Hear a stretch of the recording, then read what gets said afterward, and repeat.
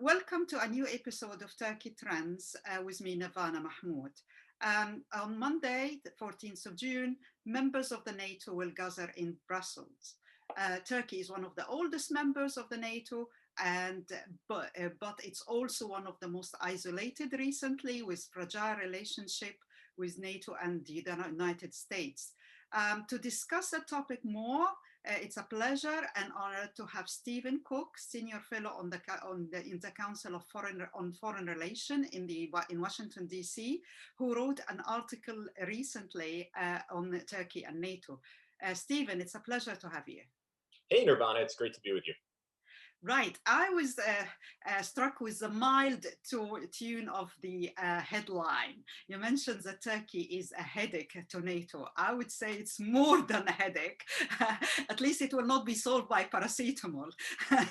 So there are several, things of tension between Turkey and NATO. But you mentioned a very interesting two observations.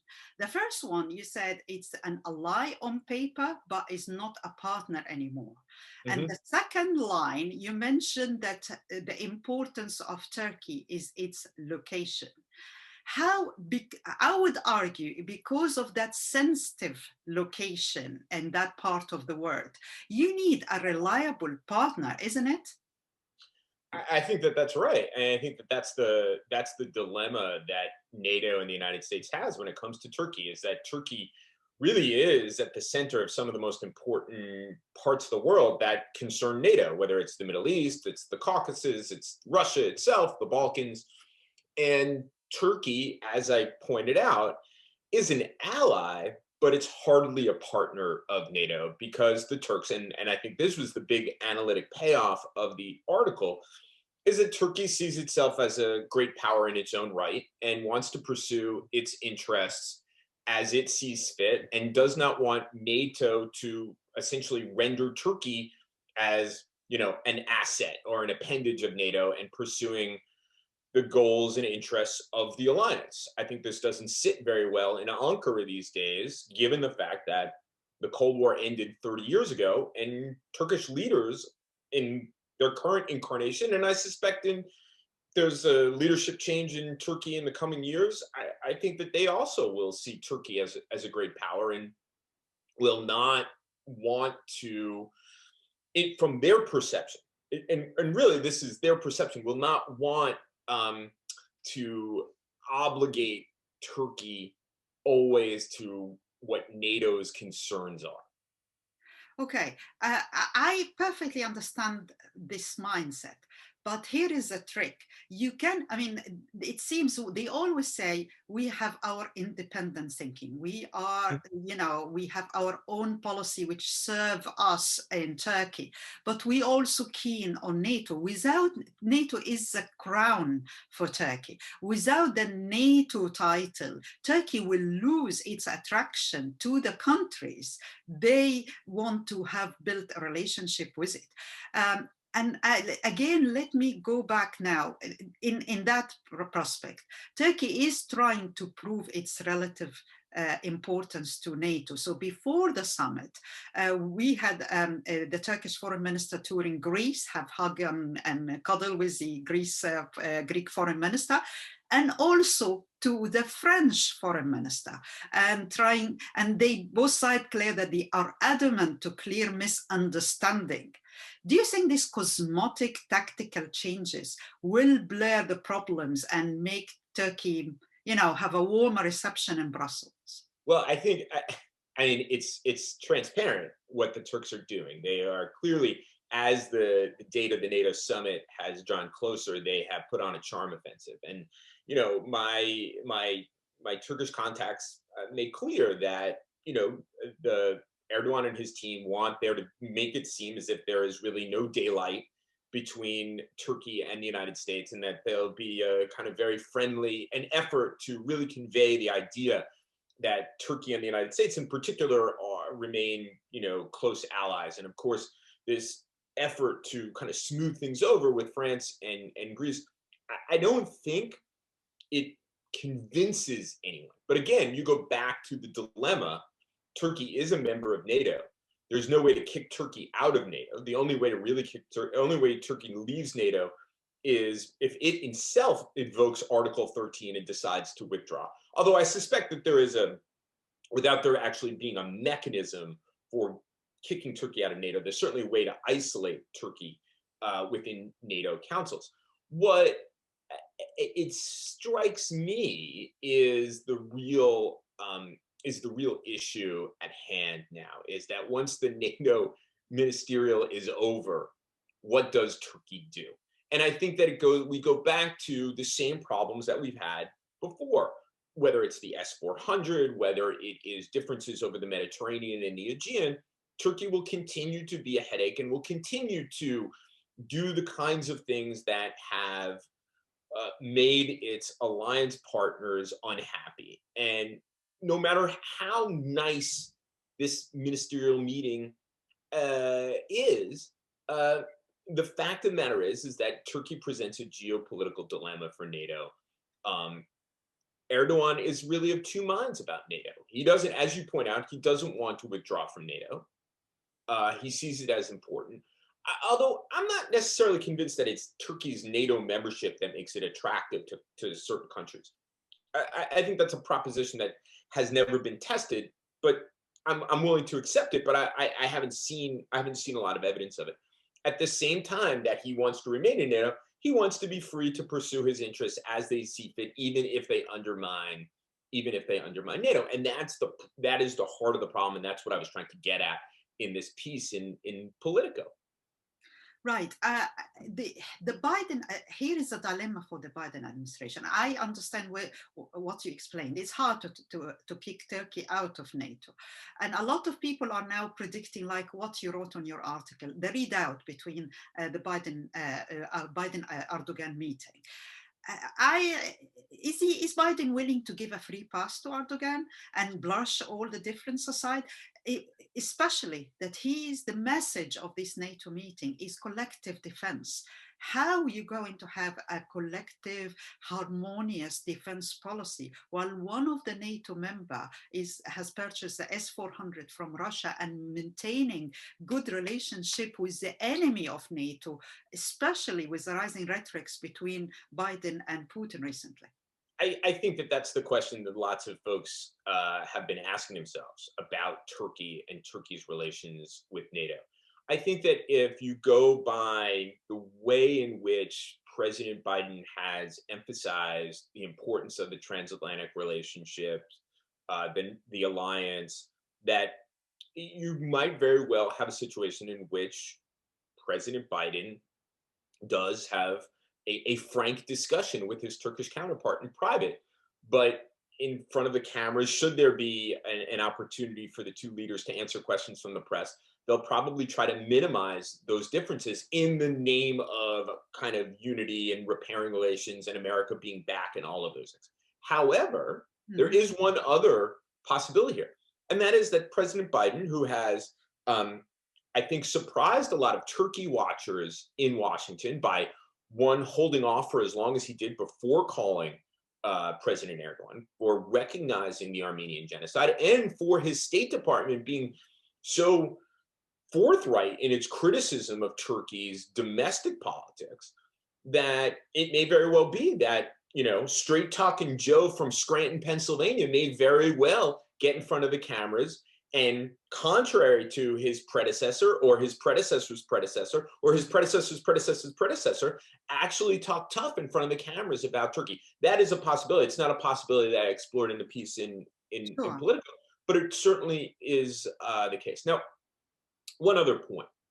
It is certainly true that Turkey has purchased the S-400 from Russia, that Turkey has developed its ties with Russia over the course of, more than the last 5 years. But I think that what's often lost in the conversation is the fact that Turkey and Russia are on opposite ends of the conflict in Nagorno-Karabakh, in Ukraine, in Syria, and Libya. Now, they have compartmentalized those differences, but those differences are there.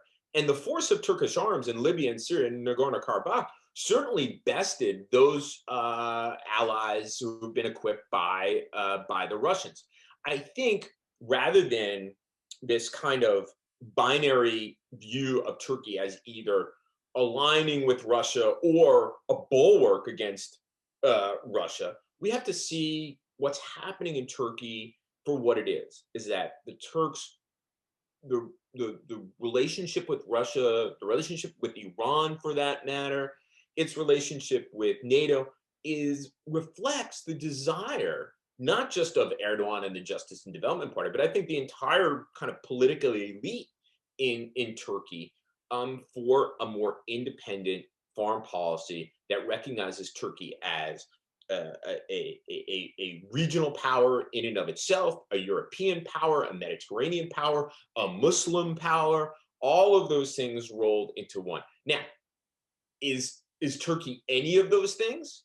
I don't think whether Americans or Europeans decide yes or no. The fact of the matter is that the Turks strive for that. And that's how you get crises like you had in the Eastern Mediterranean over this summer, where the Greek and French navies were poised against the Turkish navy. It's because the Turks have self-regard as great powers. And that's part of the headache at the core of NATO and as Turkish membership. Right. If we leave the Russia aside for one thing, one of the other things, I understand it must be a very lonely for Turkophiles analysts in Washington to try to defend or portray Turkey in a positive perspective, especially when what happened with the Belarus, when the Belarus have stopped and, the plane heading, and for the journalist opposition. Turkey was the one who defended and stood by the Belarus firmly against all the angry NATO member. Surely that is alone is going to ring or have already rang alarm bells, and surely deserve a stern message from Biden that should not happen again.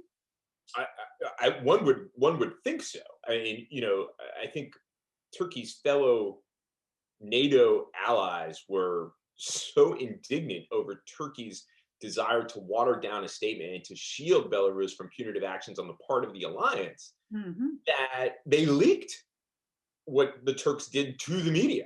Exactly. Again, it is part of this double-edged foreign policy that Turkey has been pursuing in a way to establish its independence, both from NATO as well as from Russia. I think that, the sentiment that I've often heard from Turks has been, why does Turkey have to be in the West? Why does it have to be, if it's not in the West, why does it have to be in the East? Can't it just be Turkey? And I think that the kind of foreign policy that you see reflects that. Now, one thing that you said, I think, is something that I think is sort of is a problem for analysts of Turkey. And that is that people want to be Turkophile or anti-Turkey rather than just objective about what's happening here. And I think what it does is it frames the debate in ways that makes it hard to see precisely what's happening. I think there are some analysts who, come at it from the perspective, Turkey is so important and I'm a Turkophile and I'm going to make this case that Turkey can be a bulwark against Russia and Iran if we just do the right thing. And it's really our fault that Turkey is this way. And then you have another group, and of course I'm exaggerating for effect here, that we should kick Turkey out of NATO and Turkey's terrible and so on. I think a little more nuance to the analysis would be more helpful to understanding what Turkey is doing, and that's certainly what I tried to do in this piece on in Politico. I think, and that's why I've been struck recently about, there's been a spate of articles ahead of this meeting about, how should we save Turkey and what's the solution to save the relationship with Turkey and what's the solution to S-400? A lot of this seems sort of immaterial to me because S-400 is symbolic. It's what Süleyman Soylu said just ahead of the first components arriving in Turkey, that the purchase of the S-400 is Turkey's Independence Day. And I would want listeners or readers to hold on to that. I think that's a key to understanding where Turkey is with its traditional allies in NATO and with its bilateral relationship with the United States. Right. Uh, Again, yes, in the last few days, to try to sell Turkey relevance to NATO, a lot of people raised the topic of Afghanistan. And Afghanistan is a sphere of Turkish influence and the bond of Turkish influence, etc., etc. And although it's a very low bar, but a lot of people was willing to buy it until the Taliban released a statement saying that the Turkish forces have to leave Afghanistan as well as the American forces. So clearly this Turkish charm toward Afghanistan is not going to work, isn't it? Yeah, look, I put Afghanistan and Turkey's role in Afghanistan in the same category as the way in which we mythologize Turkey's role in the Korean conflict in the 1950s, or the mythologies, the faded memories of, in the way we talk about it, the Turks and Americans standing shoulder to shoulder together on NATO's southeastern flank. I think this has always been a problematic relationship. And I think that there is some myth making with regard to Turkey and Afghanistan. Certainly, Turkey was an early volunteer to be part of the security mission in Afghanistan and led that mission for quite some time. Turkish forces never left Kabul. They didn't fight terrorists in Afghanistan. They provided, which was, Kabul is a dangerous place, but it's definitely an easier place to operate than other parts of Afghanistan. Right. And then the offer to run the airport in in Kabul was going to require American help and no doubt American funds. Of course, my Twitter timeline was full of Turks saying, well, of course, Erdoğan wants to run the airport in Kabul because it would help his narco state. I think that these allegations of Turkey being drug running and so on and so forth are maybe a little overdone, given what we know about how Turkey has actually cooperated with the U.S. Drug Enforcement Agency, although I'm not saying it doesn't happen. So, look, again, this is ahead of the NATO summit, the Turks thinking about ways in which they can smooth over their very significant differences with their fellow NATO allies. And this is one, and it's clearly not going to work out. Right. Let's bring now my part of the world, the Middle East and the East Med. And it's clearly Greece have worked smartly and quietly to raise its sphere of influence in that part of the world. Again, with an eye to prove to the United States that it is far more reliable ally than Turkey, at least, even if we leave the dispute between the two countries on one side. Greece have reached to Libya, the gas forum, Egypt, Israel, even Kurdistan today. So how would the Biden administration eventually start to rely on Greece more than Turkey? Well, let me just say that Greek diplomacy I think, has been quite shrewd after years of kind of dormancy. I would talk to Greek diplomats in Washington, and they seem to be kind of always two steps behind, and suddenly now they're kind of two steps ahead. Now, the fact that Turkey is such a troublesome NATO ally and troublesome on the bilateral relationship with the United States certainly helps Greece. But I also think that the Greek posture has changed to some extent. Rather than coming through the door of American officials and complaining about Turkey and complaining about the Aegean, they said, "How can we be helpful to you?" Right. And one of the places that they have been helpful is kind of opening the doors to Suda Bay on Crete. The United States has always been there, but kind of helping to expand American operations there has been very, very helpful. And look, you have to give credit where credit is due. I think that former Secretary of State Mike Pompeo recognized the strategic importance of Greece, particularly as it developed its relations with Egypt and Israel, the UAE, Saudi Arabia, and of course the close relationship between Greece and the Republic of Cyprus, as U.S. relationship with Turkey deteriorated. So Greece obviously was going to become more important. President Joe Biden, as a senator, had always been someone who is regarded as someone who was friendly towards Greece and Greek concerns in the United States. And I don't see any reason why that should not continue as president of the United States, especially as the Greeks have wanted him helpful. I should note that the chairman of the Senate Foreign Relations Committee Senator Robert Menendez from New Right. Jersey, has tabled legislation to upgrade U.S.-Greek defense ties in a variety of ways, and I expect that that will proceed through the Congress without much trouble, given the fact that Turkey has given no one in Washington who isn't on Turkey's payroll reason to argue why the upgrade in relations between the United States and Greece is not a good idea. Another topic is the Kurds, the Kurdish question. Turkey have obviously clearly have issue with the PKK, with YPD in Syria, and even start to attack Kurdish places in Iraq, saying that they are hosting the PKK. Given what President Biden's stance on the Kurdish issue, how the both countries will make shift their relationship in Syria and agree on one policy in that part of the world? I think the pressure point for the Biden administration, should it want to take it up, is the way in which uh, the Turkish government is seeking to shut down the HDP, the HDP, the Kurdish party within Turkey. Yes. Um, the the the administration has come into office um, saying that it is putting American values and morals forward as a critical component of its foreign policy.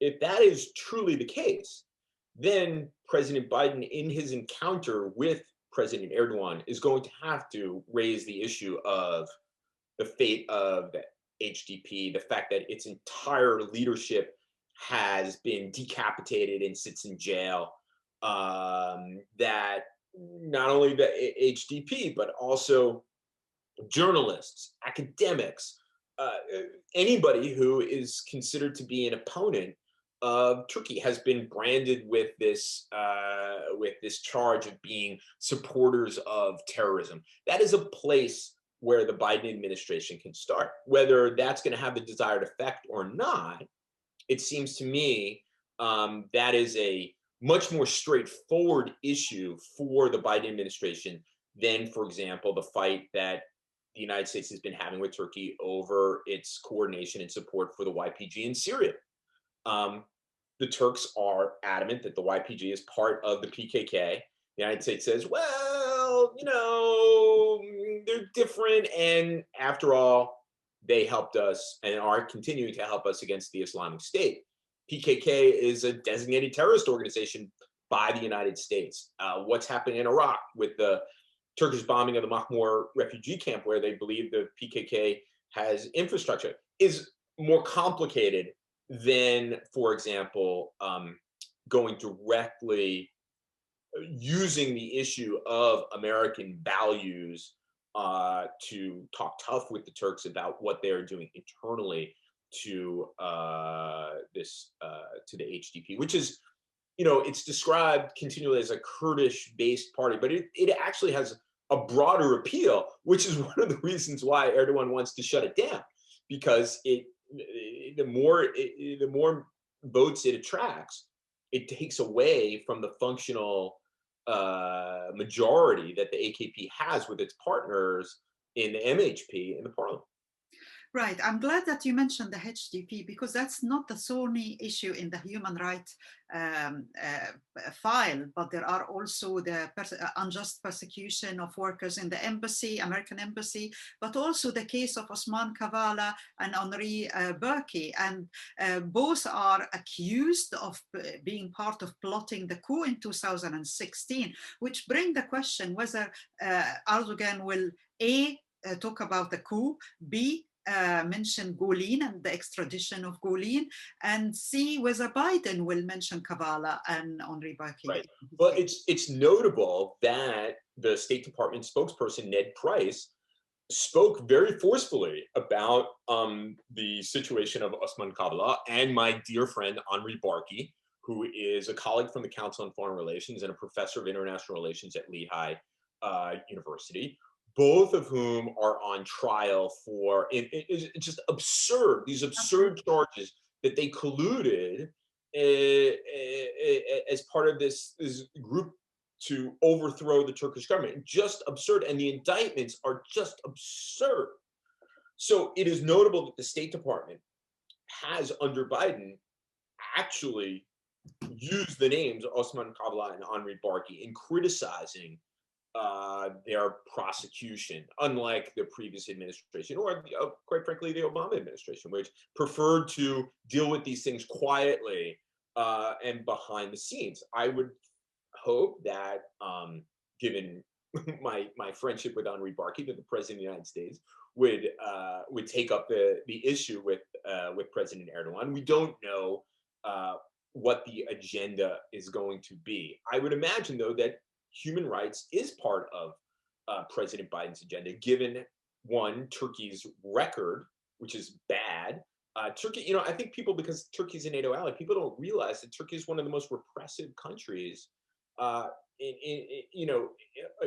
People talk about, Egypt as being profoundly repressive, which is true, but so is Turkey.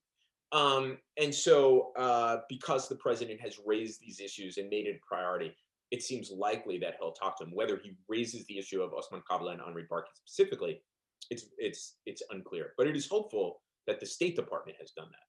I was honored to host Henri Barkey in this podcast, and I agree with you that the details he mentioned, how ridiculous is the accusation, is really quite shocking.